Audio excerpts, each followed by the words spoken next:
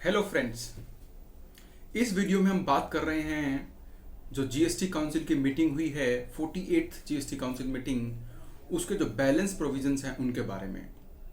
इस मीटिंग में जो भी रिकमेंडेशंस की गई थी उनके ऊपर हम ऑलरेडी 2 वीडियो कर चुके हैं, आप उनको देख सकते हैं। इस वीडियो में हम बात करेंगे जो बचे हुए प्रोविजंस हैं, जो बैलेंस प्रोविजंस हैं उनके बारे में। फ्रेंड्स, जीएसटी काउंसिल ने बहुत सारी रिकमेंडेशंस की हैं गवर्नमेंट्स को, सेंट्रल गवर्नमेंट और स्टेट गवर्नमेंट्स को। उनमें से कुछ रिकमेंडेशंस काफ़ी इंपॉर्टेंट हैं, काफ़ी क्लैरिफिकेटरी होने वाली हैं।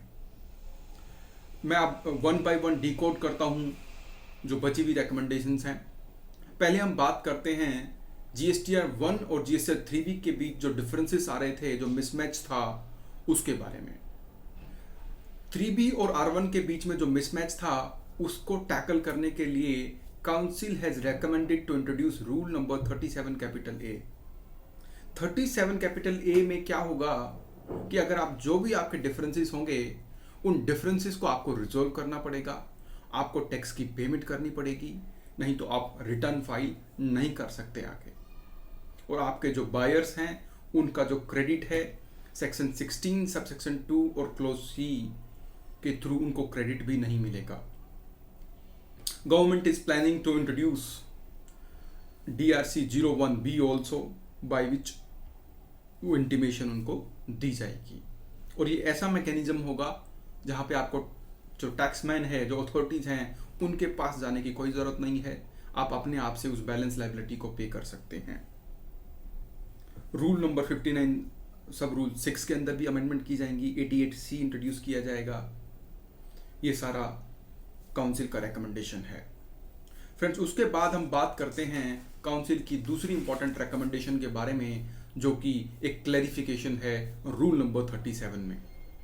फ्रेंड्स, आप सब जानते हैं कि विद इन 180 डेज पेमेंट करनी होती है। अगर मैंने किसी भी सप्लायर से कोई गुड्स परचेज किया है तो एज पर सेक्शन 16(2) उसका जो सेकंड प्रोवाइड जो है उसके हिसाब से विद इन 180 डेज मुझे पेमेंट करनी होती है सप्लायर्स की। अगर मैं पेमेंट नहीं करता सप्लायर्स की तो as per rule 37 I have to reverse my input tax credit.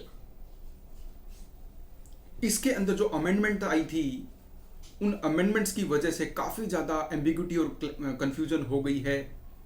और कंफ्यूजन ये है कि रूल नंबर 37 को इस तरीके से वर्ड किया गया कि उससे ये सेंस आ रही थी कि अगर कस्टमर अगर प्रपोर्शनेट पेमेंट नहीं करेगा सप्लायर की तो उसका पूरा ITC उसको रिवर्स करना पड़ेगा। The council has sensed this confusion and now they are coming out with a good clarification under rule number 37 of the CGST rules. तीसरा इंपॉर्टेंट रिकमेंडेशन जो काउंसिल करने जा रही है वो है कि जो रिटर्न्स फाइल करने की जो मैक्सिमम टाइम लिमिट है उसको 3 साल तक करने जा रहे हैं। As you all know, income tax में जो रिटर्न्स हैं वो maximum up to the end of assessment year file की जा सकती हैं, अगर हम अपडेटेड रिटर्न की बात ना करें तो। उसी तर्ज पे जीएसटी में भी जितने भी रिटर्न्स हैं R1, 3B, 4, 9, 9C, GSTR 10, GSTR 8, 7, उन सब की जो मैक्सिमम टाइम लिमिट है उसको 3 साल किया जा रहा है। ये जीएसटी काउंसिल की रिकमेंडेशन है। फोर्थ इंपॉर्टेंट जो रिकमेंडेशन जीएसटी काउंसिल ने की है वो की है जो रेजिडेंशियल ड्वेलिंग्स के ऊपर जो RCM इंट्रोड्यूस किया गया था, उस RCM में एक कंफ्यूजन हो गई थी उन प्रोप्राइटर्स के लिए जो पर्सनल यूज के लिए प्रॉपर्टी ले रहे थे।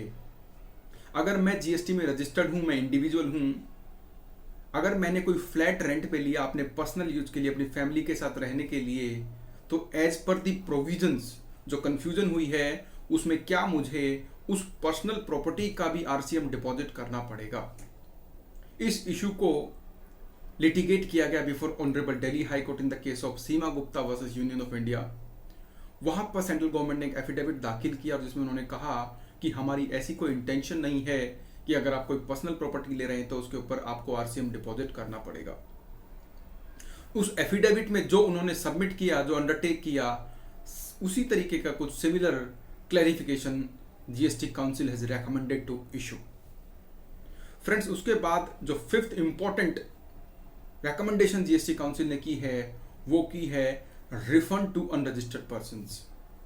अगर मैंने कोई प्रॉपर्टी बुक करी और किसी वजह से उस प्रॉपर्टी को मुझे कैंसिल करना पड़ा तो बिल्डर मुझे जीएसटी अमाउंट रिफंड नहीं करता था because of the time limit given under section 34। Now they are planning to introduce a form for GST refund to unregistered persons. This is a big relief and a major change in the GST provisions.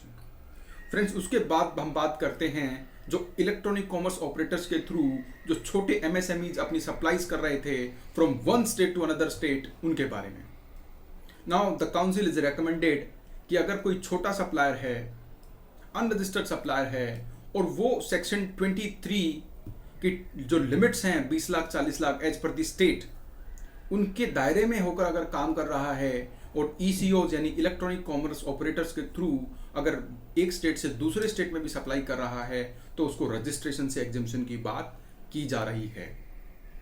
इसी के अंदर जो composition dealers हैं, as you all no, वो भी with in state supply कर सकते हैं। अगर उनको एक स्टेट से दूसरे स्टेट सप्लाई करना है तो उसकी रिस्ट्रिक्शन है।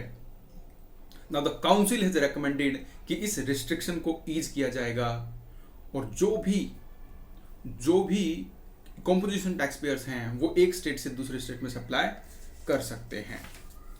फ्रेंड्स, उसके बाद जो कुछ थोड़े से इंपॉर्टेंट चेंजेस हैं वो जो ट्रांसपोर्टेशन सप्लाईज हैं from India to a place outside India, उसमें सेक्शन 12 सब सेक्शन 8 को ओमिट करने की बात की जा रही है, क्योंकि जो CIF कॉन्ट्रैक्ट्स के बेसिस पे हमारे जो एक्सपोर्टर्स हैं वो अगर शिपिंग कंपनीज की सर्विसेज ले रहे थे तो उसमें ITC उनको नहीं मिल रहा था because place of supply was outside India. तो इसके बारे में भी काउंसिल बहुत इंपॉर्टेंट रिकमेंडेशंस करने जा रही है।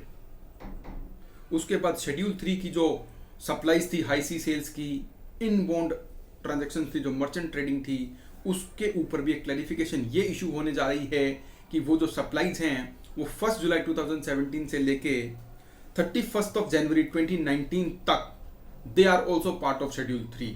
लेकिन इसमें एक कैविएट है इंपॉर्टेंट कि जो ट्रांजैक्शंस पे आपने टैक्स डिपॉजिट कर दिया है उन ट्रांजैक्शंस को इसके अंदर आपको रिफंड के कोई प्रोविजंस नहीं होंगे। यानी अगर आपने कोई टैक्स डिपॉजिट कर दिया है तो गवर्नमेंट उसका आपको रिफंड नहीं देगी। फ्रेंड्स, उसके बाद एक इंपॉर्टेंट क्लैरिफिकेशन कह सकते हैं, जीएसटी काउंसिल ने ये रेकमेंड किया है कि जो APL 01 में जो कंफ्यूजन थी सर्टिफाइड कॉपी की, उसके रिगार्डिंग भी वो एक कोई क्लैरिफिकेशन इशू करेंगे, क्योंकि इसकी वजह से बहुत सारी अपील्स थी, वो जो कमिश्नर अपील्स थे उनको रिजेक्ट कर रहे थे, पेंडेंसी काफ़ी ज़्यादा बढ़ गई थी। रेट के अंदर जो क्लैरिफिकेशन इशू करने गवर्नमेंट जा रही है वो जो हस्क ऑफ पल्सेस थे, कुछ प्रोडक्ट्स हैं छिलका और कुछ लाइक चूरी, खांडा एटसेट्रा, उनको भी ये क्लैरिफिकेशन इशू की जा रही है कि उनके ऊपर भी कोई टैक्स नहीं लगेगा। पहले एक सर्कुलर आया था उसमें ये कहा गया था कि इनके ऊपर 5% टैक्स लगेगा। अब जो चूरी, खांडा और जो उनके कॉन्सेंट्रेट्स हैं उनके ऊपर GST अट्रैक्ट नहीं होगा, इसको भी क्लैरिफाई किया जाएगा। इसके अलावा एक मेजर चेंज किया गया है, यूँ कह सकते हैं क्लैरिफिकेशन है, जो इथाइल अल्कोहल है वो पहले अगर हम जो ऑयल मार्केटिंग कंपनीज हैं उनको जो सप्लाई किया जाता था तो उसके ऊपर रिड्यूस्ड रेट ऑफ टैक्स था, लेकिन अगर वो प्राइवेट रिफाइनरीज को अगर सप्लाई किया जाता था तो उसके ऊपर फुल रेट ऑफ टैक्स था। द काउंसिल हैज रिकमेंडेड कि इसको एट पार किया जाएगा और जो प्राइवेट एंटिटीज को अगर कोई सप्लाई करेगा प्राइवेट रिफाइनरीज को तो उसके ऊपर भी 5% GST लगेगा। तो फ्रेंड्स, ये थी कुछ इंपॉर्टेंट क्लैरिफिकेशंस थी, रिकमेंडेशंस थी जीएसटी काउंसिल की। I hope you enjoyed this video. Have a nice day. Thank you.